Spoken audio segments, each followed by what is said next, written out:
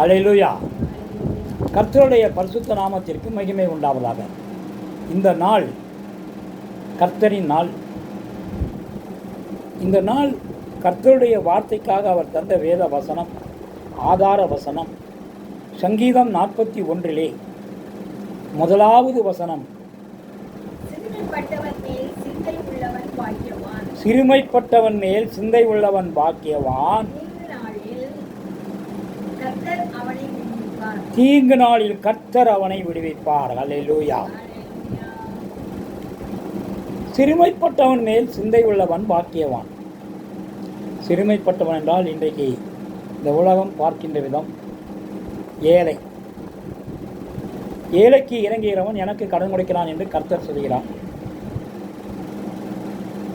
ஏழைக்கு உதவி செய்கிறவன் எனக்கு உதவி செய்கிறான் என்று கர்த்தர் சொல்கிறார்.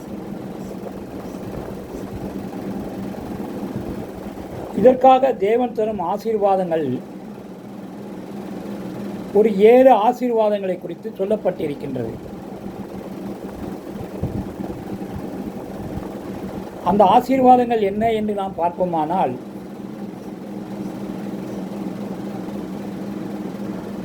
சிறுமை உள்ளவன் மேல் சிந்தை உள்ளவனுக்கு தேவன் கொடுக்கப்படுகின்ற ஆசீர்வாதம், கர்த்தர் பாதுகாப்பார். கர்த்தர் அவனை உயிரோடு வைப்பார். உயிரோடு வைப்பார் என்றால் பரலோகத்துடைய நித்திய ஜீவனை அளிக்கிறார். பூமியிலே அவன் பாக்கியவான். அவனை அவன் சத்துருக்களுக்கு ஒப்புக் கொடுக்க மாட்டார். வியாதியில் உள்ளவர்களுக்கு தாங்குகின்றார். வியாதியில் உள்ளவர்களுக்கு சுகம் கொடுக்கிறார். இப்படிப்பட்ட ஆசீர்வாதங்கள் எல்லாம் சிறுமைப்பட்டவன் மேல் சிந்தை உள்ளவனுக்கு கொடுக்கின்ற தேவன் இயேசு கிறிஸ்து இப்படிப்பட்டவர்களுக்கு இந்த ஆசீர்வாதத்தை தருவதற்கு சிந்தை உள்ளவராக இருக்கின்றார். இதை நாம் அடுத்து வருகின்ற 2வது வசனத்திலும் 3வது வசனத்திலும் பார்க்கலாம். சங்கீதம் 41 2ஆம் வசனமும் 3ஆம் வசனமும் வாசிக்கலாம். கர்த்தர் அவனை பாதுகாத்தார், அவனை உயிரோடு வைப்பார்.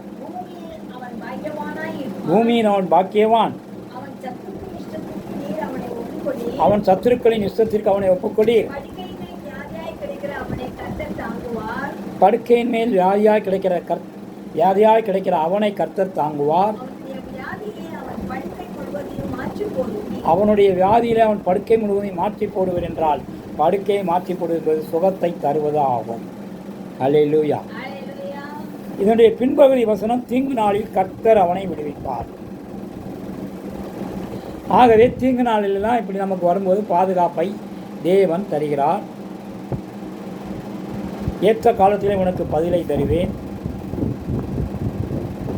ஏற்ற காலத்திலே உனக்கு சுகத்தை தருவேன், ஏற்ற காலத்திலே உனக்கு மழை பெய்ய பண்ணுவேன் என்றபடி ஏற்ற சமயத்திலே உனக்கு விடுதலை தருவேன் என்கிறார்.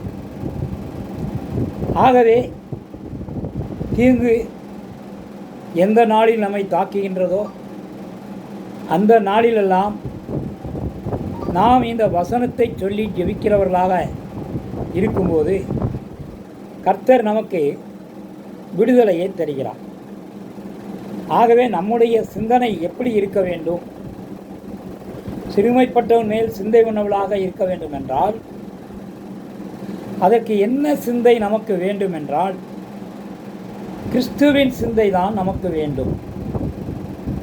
வேதத்திலே எத்தனையோ சிந்தைகள் சொல்லப்பட்டிருக்கின்றன. பலவேறு சிந்தைகள் வேதத்திலே சொல்லப்பட்டிருக்கின்றன. ஆவியின் சிந்தை, புதிய சிந்தை, களங்கமற்ற சிந்தை, ஏக சிந்தை, முழு சிந்தை, மாம்ச சிந்தை, வீணான சிந்தை, கேடான சிந்தை, அக்கிரம சிந்தை, வேறு சிந்தை, பூமிக்கு அடுத்த சிந்தை, மேட்டிமையான சிந்தை, தகாத சிந்தை, பொல்லாத சிந்தை என்றெல்லாம் வேதத்திலே ஏகப்பட்ட சிந்தைகள் இருந்தாலும் இன்றைக்கு நாம் இருக்கக்கூடிய சிந்தை இயேசு கிறிஸ்துவின் சிந்தை உள்ளவர்களாக இருக்க வேண்டும். ஹல்லேலூயா. ஆகவே இன்றைய செய்தியின் தலைப்பு, உங்களுடைய சிந்தை என்ன? உங்களுடைய சிந்தை கிறிஸ்துவின் சிந்தையாக இருக்கிறதா? கிறிஸ்துவின் சிந்தையாக இருக்கிறதா என்றால் கிறிஸ்துவிடத்தில் என்ன சிந்தை இருந்ததோ அதை உங்களிடத்திலும் இருக்கும். ஆகவே இன்றைக்கு கிறிஸ்துவின் சிந்தை எப்படி இருந்தது, அந்த சிந்தை இன்றைக்கு நம்மிடத்தில் இருக்கிறதா என்பதைத்தான் நாம் தியானிக்கப் போகிறோம். இயேசு கிறிஸ்து யார்? சிருஷ்டிகர்த்தர், படைப்பாற்றல் உள்ளவர். அவருக்கு பயப்படுகிறவருக்கு ஞானத்தை தருகிறவர். ஏனென்றால் இயேசு கிறிஸ்து தான் ஞானம், இயேசு கிறிஸ்து தான் அறிவு. எல்லா மனிதருக்கும் இவைகளை தருகின்றவர் அவரை. ஆகவே இவை மற்ற யாவருக்கும் ஒரு ஒப்பில்லாதவர். மற்ற யாவருக்கும் இவரை ஓமையாக கூட சொல்ல முடியாது. இவரை பற்றி எந்த ஒரு மனிதனாலும் அளவிட முடியாது, ஆராய முடியாது. இவருடைய ஆவியை பற்றியும் அப்படித்தான். மனிதன் யாராலும் இவருடைய ஆவியை அளவிடவே முடியாது. இன்றைக்கு என்னால் தான் நடந்தது, என்னுடைய அறிவினால் தான் நடந்தது, என்னுடைய ஞானத்தினால் தான் இந்த காரியத்தை செய்தேன் என்று சொல்லக்கூடியவர்கள் அநேகர் இருந்தாலும் இப்படிப்பட்டவர்கள் கர்த்தரை விட ஞானத்திலே பெரியவர்களா? கர்த்தரை விட அறிவிலே கூடினவர்களா? அல்லது இவர்கள் கர்த்தருக்கு போதிக்கக்கூடியவர்களா? இப்படி கர்த்தரை விட ஞானத்திலும் அறிவிலும் போதிப்பதிலும் அவரை விட உயர்ந்தவர் யாரும் இல்லை. ஆகவே நமக்கு கர்த்தருடைய ஆவியின் சிந்தைதான் எப்பொழுதும் இருக்க வேண்டும். இதைத்தான் பவுலடியார் சொல்கிறார். 1 கொரிந்தியர் புஸ்தகம்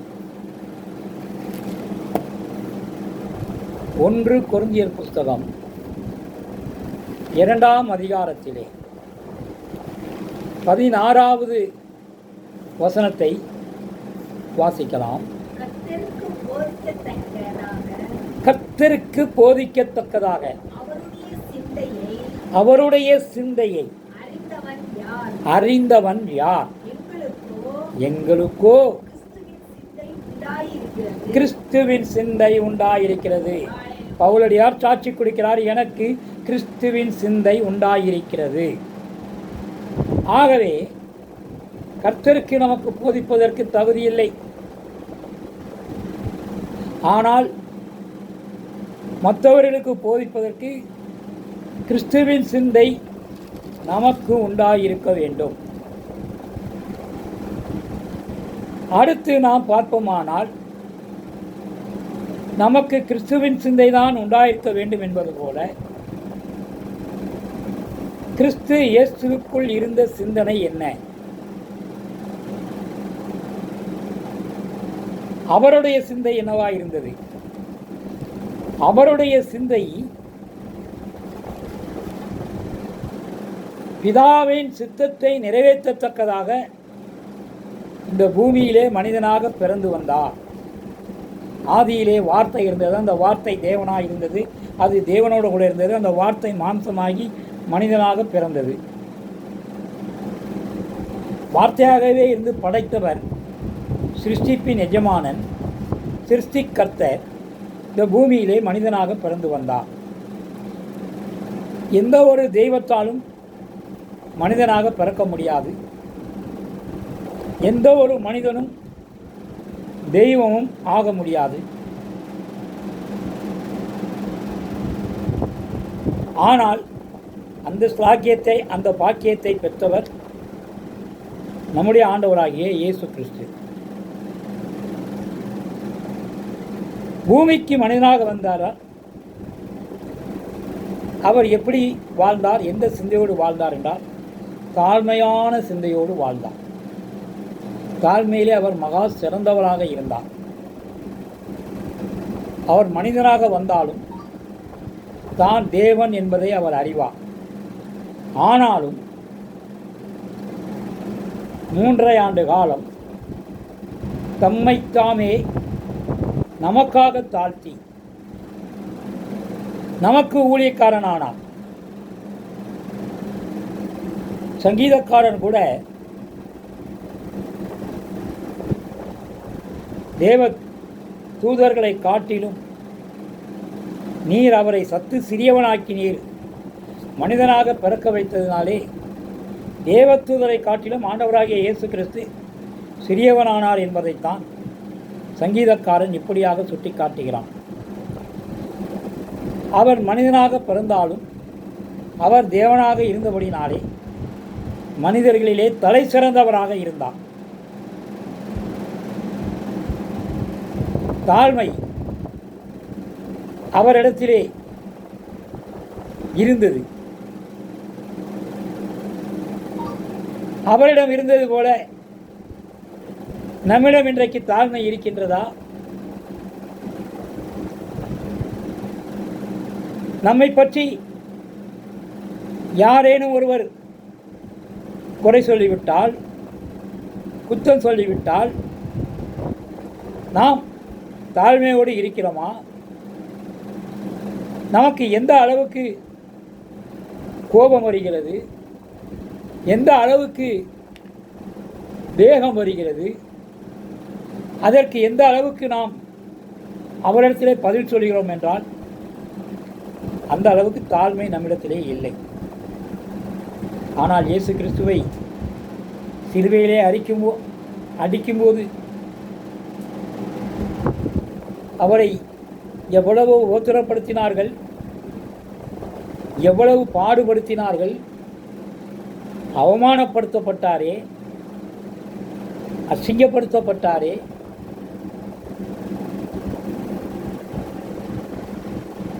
அப்போ அவருக்கு கோபமே வராமல் அமைதியாக இருந்தாரே.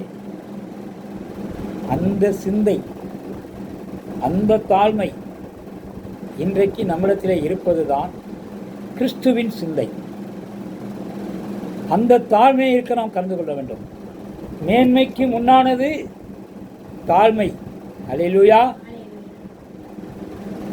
அதனால் நாம் நம்முடைய தாழ்மையின் அளவை நம்மை நாமே அறிந்து கொள்ளலாம். அதனால் மற்றவர்களுக்காக தனது உரிமையை விட்டு கொடுத்த ஆண்டவராகிய இயேசு கிறிஸ்துவின் சிலுவை மரண பரியந்தம் தம்மை தாழ்த்தியவர் ஆண்டவராகிய இயேசு கிறிஸ்து. இன்றைக்கு நாம் நமது உரிமைகளை விட்டு கொடுக்கவும், தாழ்த்தவும், சேவை செய்யவும் நம்மை ஒப்புக் கொடுப்பது தான் கிறிஸ்துவின் சிந்தை. அந்த கிறிஸ்துவின் சிந்தை நமக்கு எப்படி இருக்கிறது என்பதை பிலிப்பேயர் புஸ்தகம்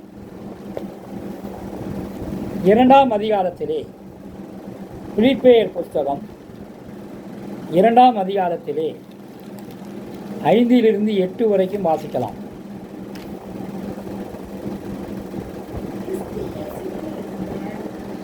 கிறிஸ்து இயேசுவிலிருந்த சிந்தையே உங்களிலும் இருக்க கடவது. அவர் தேவனுடைய ரூபமாயிருந்தும் தேவனுக்கு சமமாயிருப்பதை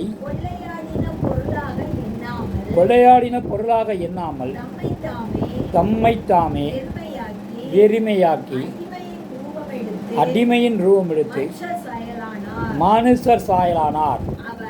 அவர் மனுஷரூபமாய் காணப்பட்டு மரண பரியந்தம், அதாவது சிலுவையின் மரண பரியந்தமும் கீழ்ப்படிந்தவராகி தம்மை தாமே தாழ்த்தினார். ஆதலால் போதும். அல்லேலூயா. தம்மைத்தாமே தாழ்த்தினார். ஆகவே நம்முடைய சிந்தை நமக்கு எந்த அளவுக்கு தாழ்மை இருக்கிறது என்பதை நாம் புரிந்து கொள்ள வேண்டும். அந்த தாழ்மை மரண பரியந்தம் சிலுவையிலே தன்னை தாழ்த்திய தாழ்மை போல நாம் தாழ்மையாக இருக்க வேண்டும் என்றால், கிறிஸ்து நமக்காக இரத்தம் சிந்தினார், நமக்காக ஜீவனை கொடுத்தார், நம் பாவத்திற்கென்று நமக்காக ஒரே ஒரு தரம் மரித்தார். அது பிதாவின் சிந்தை, அதை நிறைவேற்றியது இயேசு கிறிஸ்துவின் சிந்தை. அப்போ அந்த இயேசு கிறிஸ்துவின் சிந்தையை நாம் நிறைவேற்ற வேண்டும் அல்லவா? அப்போ நாம் எப்படி அதை நிறைவேற்றுவது என்றால், நாம் கிறிஸ்துவை விசுவாசிப்பதற்கு முன்பு, கிறிஸ்துவை அறிந்து கொள்வதற்கு முன்பு நாம் புறஜாதியராக இருந்தோம். அப்பொழுது நம்மிடத்திலே பாவம் இருந்தது, நம்மிடத்திலே அக்கிரமம் இருந்தது, நம்மிடத்திலே சாபம் இருந்தது, நம்மிடத்திலே மீறுதல்கள் இருந்தது.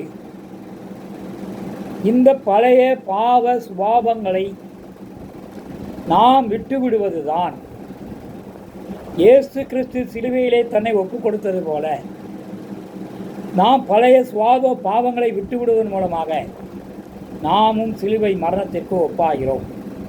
அல்லேலூயா, அல்லேலூயா. ஆகவே நாமும் பாவத்துக்கு மரித்தவர்களாக இருக்க வேண்டும்.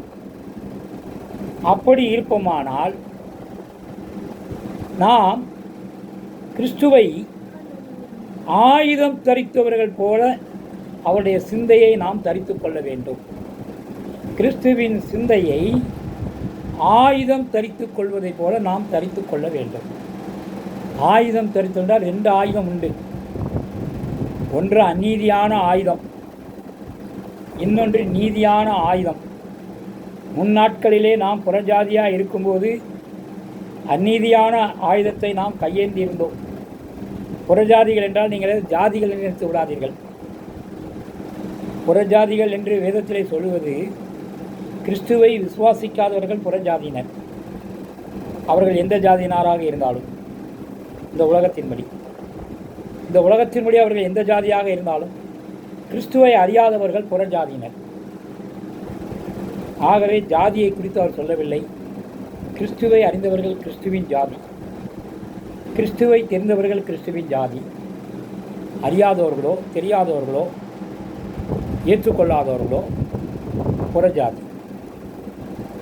ஆண்டவராகிய இயேசு கிறிஸ்துவை ஏற்றுக்கொள்ளும் போது நாம் நீதியின் ஆயுதம் தரித்தவர்களாக இருக்க வேண்டும். நீதியின் ஆயுதம் தரித்தவர்கள் என்றால், கிறிஸ்துவுக்குள் வந்த பிறகு நம் மனது பழைய சுபாவத்தை விட்டு புதிய சுபாவத்தை பெற்றுக்கொள்கிறது. அதிலே உறுதியாக இருக்க வேண்டும். உலக லட்சியங்களை விட்டு கிறிஸ்துவின் ராஜ்யத்திற்கான லட்சியங்களை நோக்கி ஓடிக்கொண்டிருக்கிறோம். அடுத்து உலக ஆசைகளிலே எனக்கு அது வேண்டும் இது வேண்டும் என்று நினைப்பதொன்று. ஆனால் கிறிஸ்துவுக்குள்ளாக வந்தபோது நம்முடைய ஆசை தேவனுடைய ராஜ்யத்தை கட்ட வேண்டும் என்பதுதான் இருக்க வேண்டும். ஆகவே நாம் நீதியுள்ள ஆயுதம் தரித்தவர்களாக கிறிஸ்துவின் சிந்தை எப்படி நமக்கு அடிமையின் ரூபம் எடுத்து கல்வாரி சிலுவையிலே மரித்தாரோ, அதேபோல கிறிஸ்துவின் சிந்தையை நாம் தரித்து கொள்ள வேண்டும். கிறிஸ்துவின் இந்த சிந்தையை நாம் தரித்து கொள்ளும்போது நமது உறவினர்களுக்கு, நமது நண்பர்களுக்கு நம் மீது கோபம் வரும். அது இயல்புதான். ஏனென்றால் நம்முடைய பழைய பாவ சுபாவம் என்னவோ அதுதான் அவர்களிடத்திலே நிலை கொண்டிருக்கிறது. அப்பொழுது நாம் கிறிஸ்துவை ஏற்றுக்கொண்டது நிமித்தம் நம்மை தரக்குறைவாக பேசுவார்கள். காரணம், நாம் கிறிஸ்துவுக்குள்ளாக புதிய வாழ்க்கையாக நல்வாழ்க்கையை பெற்றுக்கொண்டிருக்கிறோம். அப்பொழுது அது துன்மார்க்கர்களுக்கு பிடிக்காது. அது துன்மார்க்கர்களை ஆக்கணைக்குள்ளாக தீர்க்கும். இயேசு கிறிஸ்துவை ஏற்றுக்கொள்ளாத யாவரும் இயேசு கிறிஸ்து என்ற நியாயாதிபதி முன்பாக அந்த நியாயத்தின் நாளிலே, கர்த்தரின் நாளிலே நிற்க வேண்டும். அத்துணை பேரும் அவரவருடைய செயல்களுக்கு கணக்கு ஒப்புவிக்க வேண்டும். ஆகவே இன்றைக்கு நாம் அந்நீதியான ஆயுதத்தை விட்டுவிட்டு நீதியான ஆயுதம் தருத்த கிறிஸ்துவின் சிந்தையாக இருப்போம் என்பதைத்தான் ரோமர் புஸ்தகத்தில் 6ஆம் அதிகாரத்தில் 12-13 வசனத்தை வாசிக்கலாம். ரோமர் புஸ்தகம் 6:12 ஆகையால் நீங்கள் சரீர இச்சைகளின்படி பாவத்திற்கு கீழ்ப்படியத்தக்கதாக சாவுக்கேதுவான உங்கள் சரீரத்தில் பாவம் ஆளாதிருப்பதாக நீங்கள் உங்கள் அவயங்களை அநீதியின் ஆயுதங்களாக பாவத்திற்கு ஒப்புக்கொடாமல் உங்களை மரித்தோரிலிருந்து பிழைத்திருக்கிறவர்களாக தேவனுக்கு ஒப்புக் கொடுத்து உங்கள் அவயங்களை நீதிக்குரிய ஆயுதங்களாக தேவனுக்கு ஒப்புக் கொடுங்கள். ஆகவே இன்றைக்கு நம்மையும் நமது சரீரத்தையும் நம்முடைய அவயங்களையும் தேவனுக்கு நீதி உள்ள ஆயுதங்களாக நாம் ஒப்புக் கொடுக்க வேண்டும். அப்படி எதை ஒப்புக் கொடுக்க வேண்டும் என்றால், தேவன் என்ன சிந்தையாக இருந்தார் என்று பார்ப்போமானால், வாசிக்க வேண்டாம், நான் வேகமாக சொல்லிச் செல்கிறேன். தேவன் பரிசுத்த சிந்தையோடு இருந்தார் என்பதை லூக்கா 1:35 சொல்லுகின்றது. தேவன் நீதி உள்ள சிந்தையாக இருந்தார் என்பதை சகாரியா 9:9 சொல்லுகிறது. தேவன் மாசற்ற சிந்தையாக இருந்தார் என்பதை 1 பேதுரு 1:19 சொல்லுகிறது. தேவன் குற்றமற்ற சிந்தையாய் இருந்ததை மத்தேயு 27:4 சொல்கின்றது. தேவன் வஞ்சனையற்றவராக இருந்தார் என்பதை 1 பேதுரு 2:22 சொல்கிறது. தேவன் பாவம் அறியாத சிந்தையாக இருந்தார் என்பதை 2 கொரிந்தியர் 5:21 சொல்கிறது. தேவன் சாந்தமுடைய சிந்தையாக இருந்தார் என்பதை மத்தேயு 11:29 சொல்கிறது. தேவன் இரக்கமுள்ள சிந்தையாக உண்மை உள்ள சிந்தையாக இருந்தார் என்பதை எபிரேயர் 2:17 சொல்கிறது. மரணபரிந்தமும் தாழ்மையுள்ள சிந்தையில் இருந்தார் என்பதை பிலிப்பியர் 2:8 சொன்னது. கர்த்தர் மன்னிக்கிற சிந்தனையில் இருந்தார் என்பதை லூக்கா 23ஆம் அதிகாரம் 34ஆம் வசனம் சொல்கிறது. அவர் தியாக அன்புள்ளம் கொண்ட சிந்தையிலே இருந்தார் என்பதை ரோமர் புஸ்தகம் 12ஆம் அதிகாரம் 14ஆம் வசனம் சொல்கிறது. அவர் நமக்காக பரிந்து பேசும் மன்றாடுகின்ற ஜெப சிந்தை உள்ளவராக இருந்தார் என்பதை யோவான் 17ஆம் அதிகாரம் 15ஆம் வசனம் சொல்கிறது. ஆகவே கிறிஸ்துவிலிருந்து இப்படிப்பட்ட சிந்தைகள் வெளிப்பட்டதினாலே நமக்கும் தீவிரமாக இயேசுவின் சிந்தை நம்முடைய மனதிலே பிரதிபலிக்க வேண்டும். தீவிர சிந்தையாக இருக்க வேண்டும். இந்த சிந்தையோடு நம்முடைய வாழ்க்கையை ஆட்கொள்ள வேண்டும். கருத்தோடு போற்றி இந்த சிந்தைகளை நாம் நம்மிடத்திலே தக்க வைத்துக் கொள்ள வேண்டும். நம்முடைய சொல்லிலும் சரி, செயலிலும் சரி, இந்த செயல்கள், இந்த சிந்தைகள் நம்முடைய நினைவிலே நிலைத்திருக்க வேண்டும். நமது மனப்பான்மைக்கு, நமது மனச்சாட்சிக்கு இயேசு கிறிஸ்துவையே முன்மாதிரியாக நாம் வைத்துக்கொள்ள வேண்டும். இப்படி கிறிஸ்துவின் சிந்தை நமக்குள் இருப்போமானால் நமக்கும் ஆசீர்வாதங்கள் உண்டு. எப்படி சிறுமைப்பட்டவன் மேல் சிந்தை உள்ளவன் பாக்கியவான் என்றபடி சிந்தை உள்ளவனுக்கு என்ன ஆசீர்வாதத்தை கொடுத்திருந்தாரோ, கிறிஸ்துவின் சிந்தையை நம்மில் உண்டாயிருந்தானால், கிறிஸ்துவின் சிந்தையை நாம் ஆயுதம் தரித்தவர்களாக தரித்து கொண்டிருப்போமானால் நாம் பலப்படுகின்றோம்.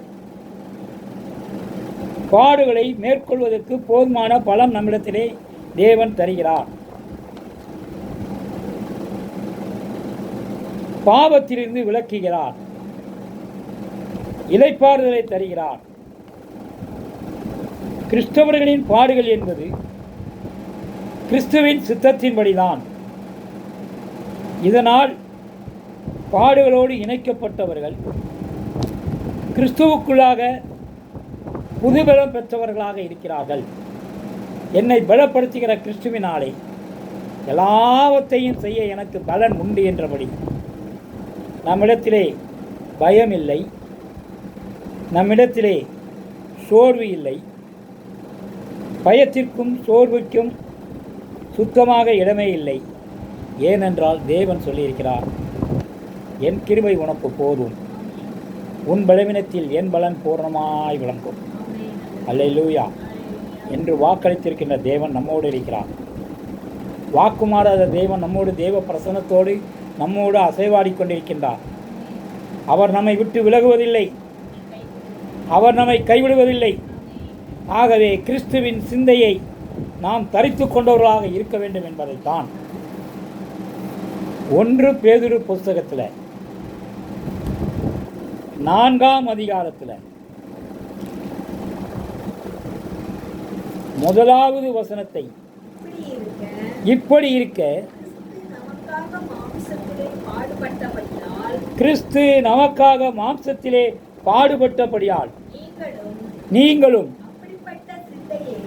அப்படிப்பட்ட சிந்தையை ஆயுதமாக தரித்துக் கொள்ளுங்கள். அல்லேலூயா. ஆகவே நம்முடைய வாழ்க்கையிலே நாம் கிறிஸ்துவின் சிந்தையை தரித்துக் கொண்டிருக்குமானால் நாம் கிறிஸ்துவின் ராஜ்யத்திற்குள்ளவர்களாக இருக்கின்றோம். கிறிஸ்துவின் சிந்தையை தரித்துக் கொள்ள வேண்டும் என்றால் நாம் தாழ்மை உள்ளவர்களாக இருக்க வேண்டும். கிறிஸ்துவின் நீதி உள்ள சிந்தைகளை ஆயுதம் போல தரித்துக் கொள்ள வேண்டும். இப்படி கிறிஸ்துவின் சிந்தை நமக்குள் இருக்க வேண்டும் என்பதை இந்த நாளிலே கர்த்தர் நமக்கு ஒரு நல்ல செய்தியை, நல்ல வார்த்தையை தந்தார்.